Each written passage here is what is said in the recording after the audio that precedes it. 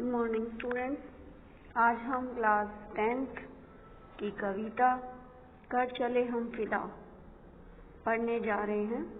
इसके लेखक यानी कवि कैफी आजमी जी हैं। इनका जन्म उत्तर प्रदेश में हुआ था। बेटा, जैसा कि नाम से ही आपको लग रहा है, कर चले हम फिदा ये गाने जैसी धुन है जो आपने किसी मूवी वगैरह में ये गाना सुना भी होगा और आपको इसको पढ़ने से ये समझ आ गया होगा कि ये किसी सैनिक से रिलेटेड है, क्योंकि जो सैनिक है वही अपना जो है कर चले हम फिदा यानी कि अपने देश के लिए अपनी जान कुर्बान कर हम जा रहे हैं। इस तरह की जो स्लोगन्स हैं, गाने हैं देशभक्ति के, वो सैनिक ही गाते हैं।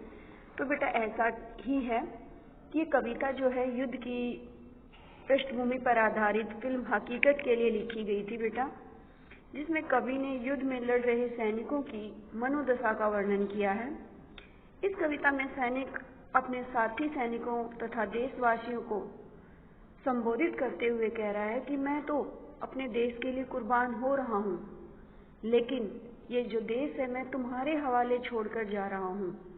अब तुम्हें इसे संभालना है। यह गीत देशवासियों के लिए प्रेरणा स्रोत बना। वह अपने देश के सैनिकों पर गर्व भी हमें अपने देश के सैनिकों पर गर्व भी होता है कि सैनिकों ने अत्यंत विषम परिस्थितियों का सामना करते हुए देश की रक्षा हेतु अपना अमर बलिदान दिया। साथ ही मरते समय वे देश रक्षा के प्रयासों में लगे रहे और इस धरोहर को अपने साथियों को सौंपकर चले गए। इस देश की रक्षा के लिए अनेक सैनिकों ने अपना रक्त बहाया है। हिमालय हमारे देश के मान सम्मान का प्रतीक है। हमें किसी भी हालत में इसके सिर को झुकने नहीं देना है। यानी कि कुल मिलाकर के इस कविता में एक मरता हुआ सैनिक, कुर्बान होता हुआ सैनिक अपने साथियों से और देश के आम लोगों को इस कविता के माध्यम से संबोधित कर रहा है कि ये जो वतन है, ये जो देश है, वो तुम्हारा भी है। मैं तो इस पर कुर्बान हो गया हूँ, अब इसको संभालने की बारी तुम्हारी है। तो बेटा देखते कविता को पढ़ते हैं। कर चले हम फिदा जाने तन साथियों, अब तुम्हारे हवाले वतन साथियों। फिदा मतलब एक तरह से बलिदान कर देना। जाने तन साथियों, तन मतलब शरीर। तो कहता है अब तुम्हारे हवाले, हवाले मतलब भरोसे। तो यहाँ पर एक सैनिक अपने साथियों को और आम जनता को संबोधित करता हुआ कह रहा है कि हम तो अपने देश के लिए, अपने वतन के लिए अपनी जान कुर्बान करके जा रहे हैं। अब ये जो वतन है, ये देश है, ये तुम्हारे हवाले है। सांस थमती गई, नब्ज जमती गई, फिर भी बढ़ते कदम को न रुकने दिया। फिर भी बढ़ते कदम किसके बेटा? दुश्मन के। यानी कि जो दुश्मन हमारे देश में घुसना चाहता है। सांस थमती गई, नब्ज जमती गई, अर्थात उनके साथ लड़ते हुए हम घायल हो जाते हैं और इस कारण, घायल होने के कारण सांस थमती गई, यानी कि हमारी सांसें हैं वो रुकने ही वाली हैं। नब्ज मतलब नाड़ी, जमती गई यानी कि जब क्या होता है बेटा, जब मरने लग जाते हैं तो हमारी नाड़ियां, सांस सब रुकने लग जाता है। तो यहाँ पर सैनिक कहता है कि हमारी सांसें थम रही थी और नाड़ियां जम रही थी, फिर भी हम मरते दम तक दुश्मन का सामना करते रहे, फिर भी बढ़ते कदम को न रुकने दिया।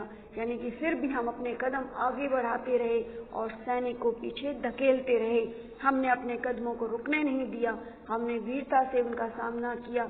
हम बहुत घायल स्थिति में थे, फिर भी जब तक हमारी सांस बिल्कुल थमी नहीं, हमारी नाड़ी बिल्कुल जम नहीं गई थी, तब तक हम उनसे लड़ते रहे। कट गए सर हमारे तो कुछ गम नहीं, सर हिमालय का हमने न झुकने दिया।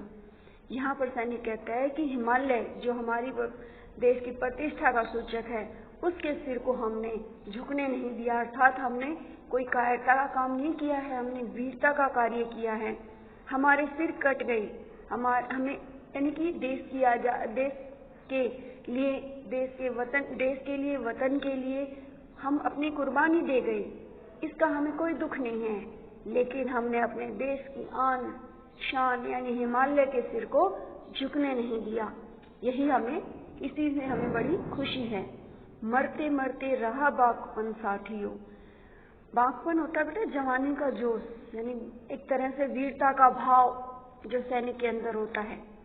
अब तुम्हारे हवाले वतन साथियों, यहाँ पर जो सैनिक कह रहा है कि मरते मरते रहा बागपन, यानी कि जब हम मरने वाले थे, यानी बिल्कुल मरने की स्थिति में थे, तब भी हमारे अंदर वीरता का जोश भरा हुआ था, यानी हम डर नहीं रहे थे, हम घबरा नहीं रहे थे। अब तुम्हारे हवाले वतन साथियों, यानी कि हम जब तक मरे, जब तक हमारे अंदर एक सांस भी बाकी थी, तब तक हमने दुश्मनों को खदेड़ा है, दुश्मनों के साथ हम लड़े हैं, उनके सामने हम खड़े रहे हैं, हमने कायरता नहीं दिखाई है, हमने वीरता दिखाई है, और अब हम मर रहे हैं। अब ये जो देश है, ये वतन है, वो तुम्हारे हवाले है, यानी कि तुम्हारे भरोसे है, यानी कि अब इसका ख्याल आपने रखना है। नेक्स्ट है बेटा, जिंदा रहने के मौसम बहुत है मगर जान देने की रुत रोज आती नहीं।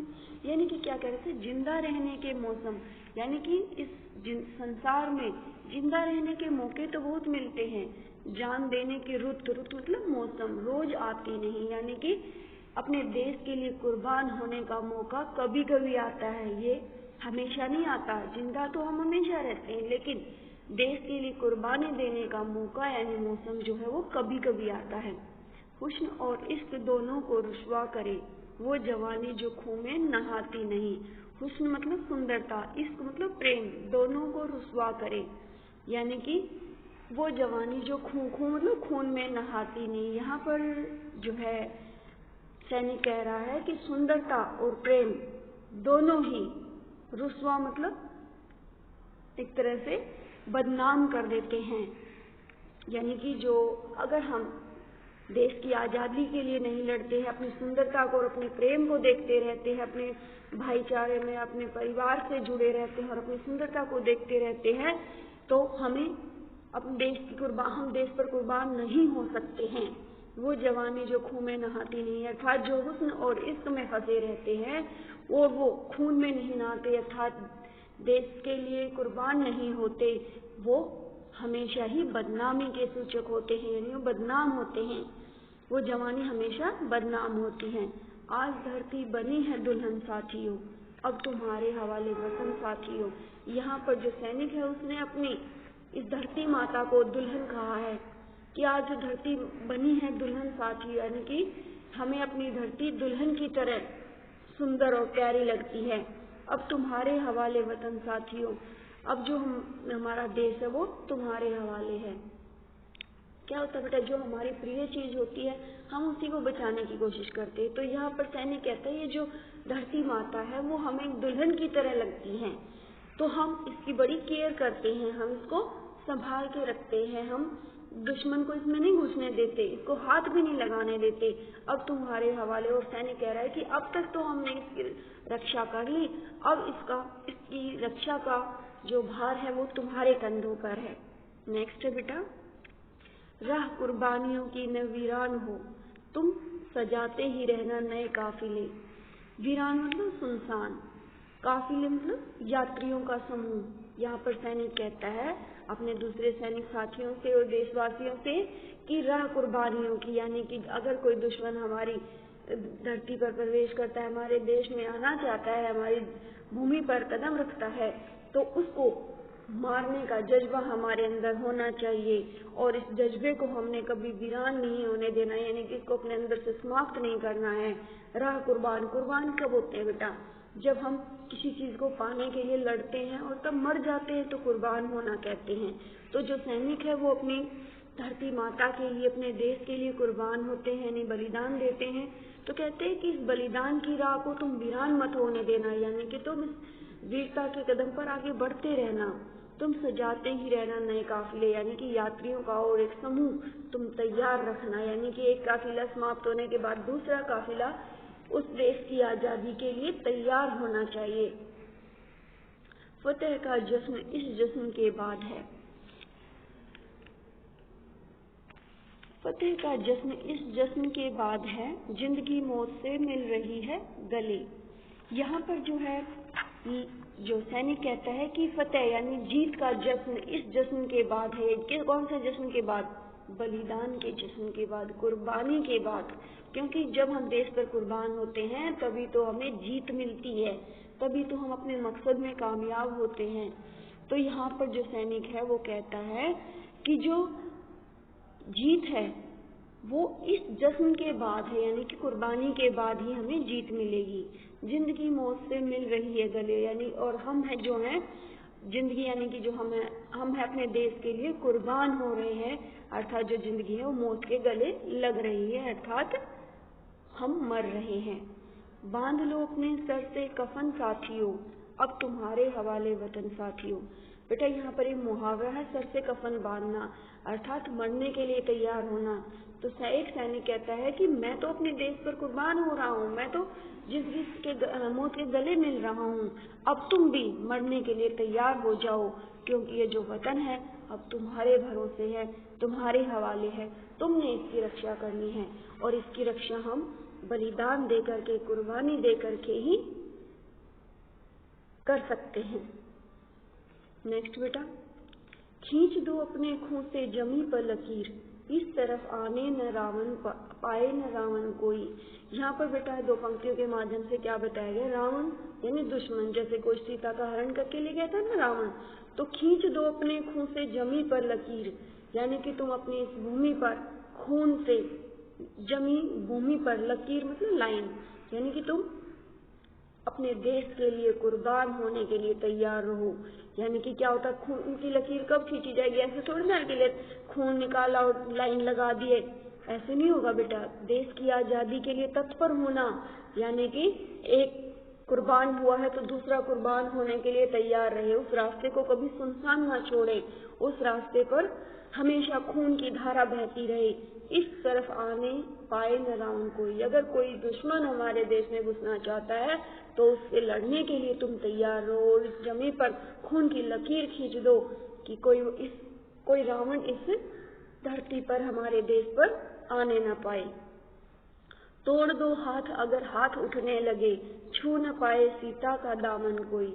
यहाँ पर सीता मतलब जैसे हम सीता माता धरती माता को बोलते हैं, तो सीता माता का दामन यानी आंचल छू न पाए, यानी कि अगर कोई हमारी देश में आना चाहता है या हमारी भूमि पर कदम रखना चाहता है तो उसके हाथों को तोड़ दो, अर्थात उसे हरा दो, उसे मारो, उसको भगा दो। राम भी तुम ही लक्ष्मण साथियों, अब तुम्हारे हवाले वतन साथियों, यानी कि सैनिक कह रहा है कि अब तुम ही राम हो, जिस प्रकार से सीता के राम और लक्ष्मण दो रक्षक थे, उसी प्रकार से तुम भी इस धरती माता के, तुम ही राम हो, तुम ही लक्ष्मण हो, यानी कि अब तुम ही इस धरती माता की रक्षा करने वाले हो, और ये जो वतन है वो अब तुम्हारे हवाले है, क्योंकि हम तो इस धरती माता पर, इस वतन पर बलिदान होने जा रहे हैं, अर्थात हम कुर्बान होने जा रहे हैं, अर्थात हम मर रहे हैं। ये जो पूरी कविता है बेटा एक तरह से आम जनता को, सैनिकों को के अंदर उत्तेजना, एक तरह से जोश भरने वाली कविता है, जो अपने देश के लिए उनमें देश के प्रति उनमें एक तरह से देश के प्रति उनके मन में भावना उत्पन्न करता है कि हमारा जो देश है, हमारी जो भूमि है, हमारा जो वतन है वो हमारा है और इसे हम किसी को लेने नहीं देंगे, इसके लिए चाहे हमें अपनी जान गंवानी पड़े। आशा बेटा आपको समझ आ गया होगा। धन्यवाद।